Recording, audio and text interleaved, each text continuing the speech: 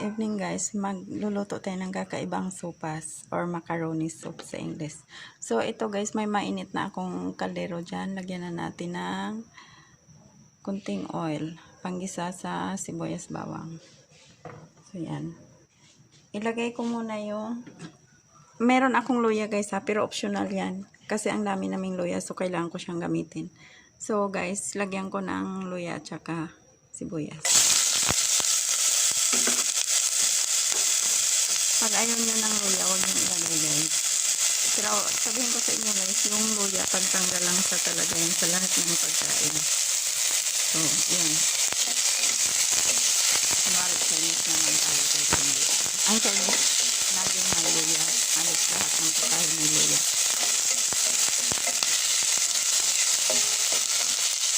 So, yan. Wilted na yung head on nyo natin. Ilagay ko na ang bawang.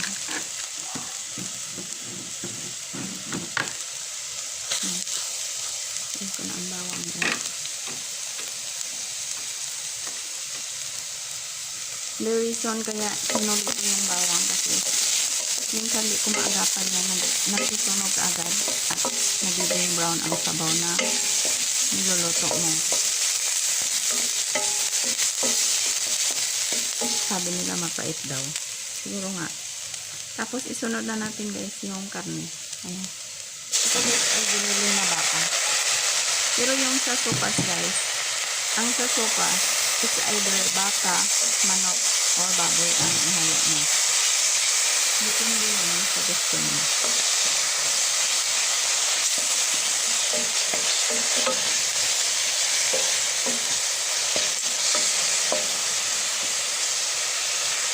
Ako mahilig lang talaga ako sa karing baka. Karing baka ang hinalo ko. Pero, pag sa ibang bahay guys, magluluto ako. Pag gusto manok, siyempre manok. Pag gusto mong baboy, hihalo natin yung baboy. Depende na yan sa gusto ng kakain guys. For me kasi, mas healthy ang baka. Alam mo bakit? Damo lang kinakain mo. Unlike naman sa baka sa Amerika, talagang puno ng mga hormones, kung ano-ano mga pinag-i-inject yan. Guys, sa Japan, ang baka doon, malambot at mas mahal. Alam mo bakit? Pinapainom nila ng alak bago katayin. Ang reason, gusto nila maghihidla-hidla ang taba. Kumbaga magle-layer yung taba at saka yung laman. At saka mas malambot daw pag kinain. So, yun, magkakaiba. Dito sa Pilipinas, ang baka natin, damo lang naman ang kinakain. Pero siguro, pag malaking farm, meron ng mga antibiotics pinapainom yan. So guys, sunod yan, ilagay na natin ang carrots. Igisa natin yung carrots, yung cheese, at saka yung Vienna sausage. Vienna sausage guys, kasi ayaw namin ng hotdog. Hindi ko alam kung anong effect sa katawan niya ang hotdog, pero sa akin, may effect siya guys. Parang mahati yung didi ko pag kumakain ako ng hotdog. Yung mapulang-mapula na hotdog. Alam niyo naman kung ano yun.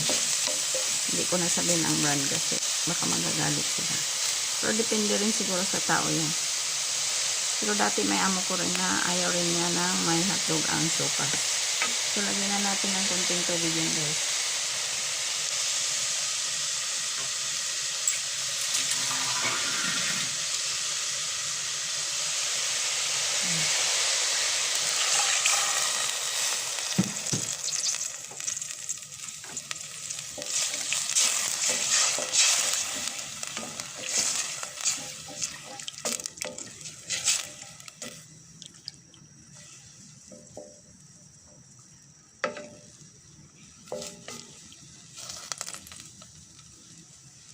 Tapos, isunod na rin natin ang panimpla.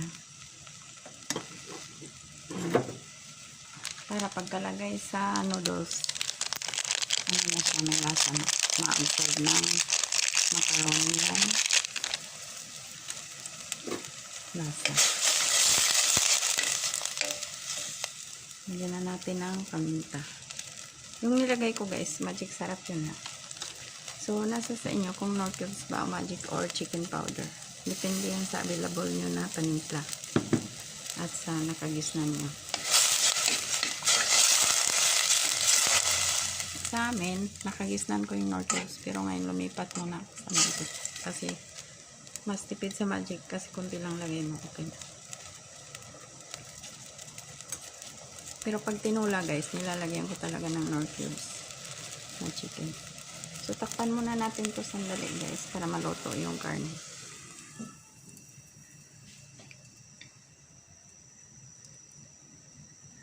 Yung tip ko pala sa inyo guys, kung gusto nyo ng mabilisan, yung karning baka, lagyan nyo ng piranggot na baking soda para mas mabilis maluto. Kunti lang guys kasi pag sinobrahan nyo, mapait ang labas. So, kunting-kunti lang. Parang, ano bang measurement to? Ano lang siya? Mga 1/8 ng isang teaspoon. Diba yung isang teaspoon? 1/8 lang nun. Ang ilagay nyo.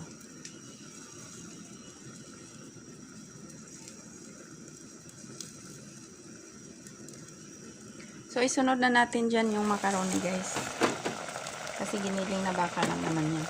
So, macaroni. Ang macaroni ko nakababad na to sa tubig. Ayan guys. Nakababad na yan sa tubig. Naka-drain na. Para mabilis maluto. Yan ang technique guys. Kasi kung lutuin mo siya na matigas pa, matagal. Yan, mabilis lang. Kasi nakababad na siya. I think mga 3 hours ko siya binabad.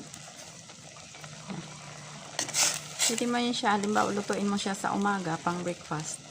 Pwede mo siya ibabad sa gabi. Ilagay mo lang sa ref. Tapos kinabukasan, hugasan mo at i-drain. Tapos yun, halo na. O, diba guys, ang bilis lang. O, tingnan mo. So, takpan muna natin guys. Para maluto.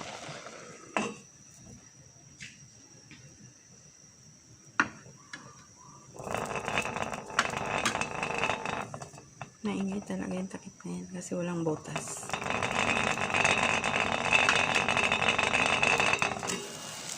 So, pwede na natin lagyan ng paminta.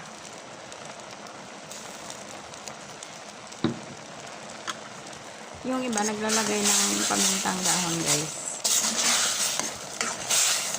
So, pwede naman tayo maglagay. Dagdag bango din yun. At saka may effect sa katawan daw yung pamintang dahon, sabi nila.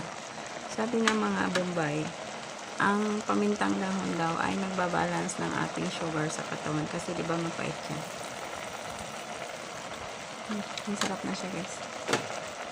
Walang ako ng paminta guys para malagyan natin, para healthy ang katawan natin kahit kumakain tayo ng karne. So isa lang kinuha ko. Isa lang.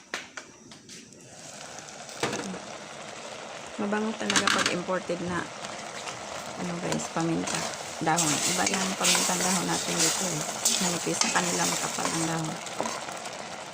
So, lagay na natin ang gatas. Kasi luto na rin naman ang pasta. Tikman nga natin yung pasta. Yan guys, ang bilis na luto ng pasta. Yan yung macaroni. Malat na po. Hindi ko pa pala nilagyan ng kunting asin yan. Yan, lagyan natin ng asin guys. Kasi maglalagay ako ng milk. Yan, Alaska Evaporada.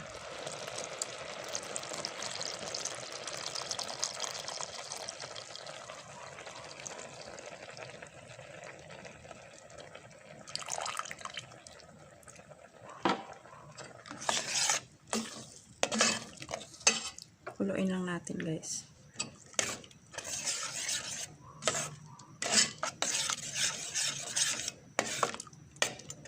Tapos may dagdag pa ako dyan guys. Yung ito, cabbage. Para healthy naman yung pagkain natin. Mayroong gulay. ugaliin nyo guys na laging may gulay ang ulam. Kahit hindi na kayo magluto ng hiwalay na gulay. Importante yan sa katawan.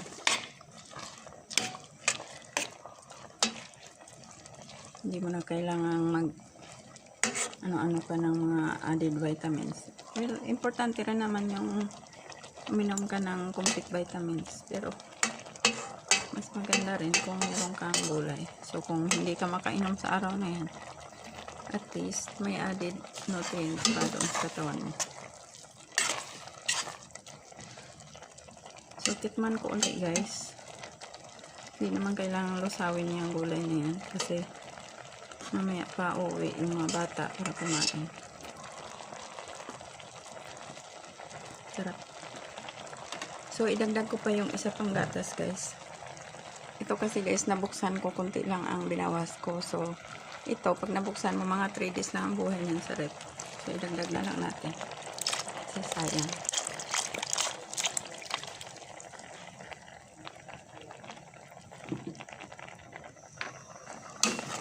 Nakasan natin ang konti para tapos na.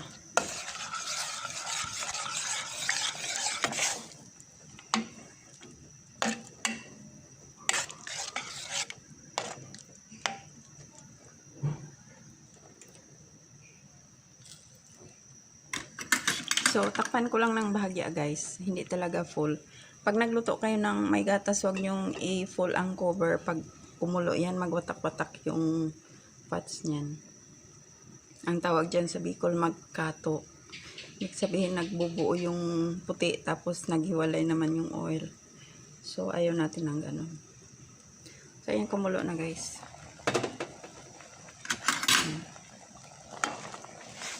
So, hindi ko na siya itudo ng boil kasi wala namang baby na kakain. Kami lang. Wala yung isa kong apo wala dito. Kasi ano, may ubo daw. So, kami lang kakain. Pandagdag lang ito sa pagkain dyan sa loob. Meron na doong fried chicken na binili.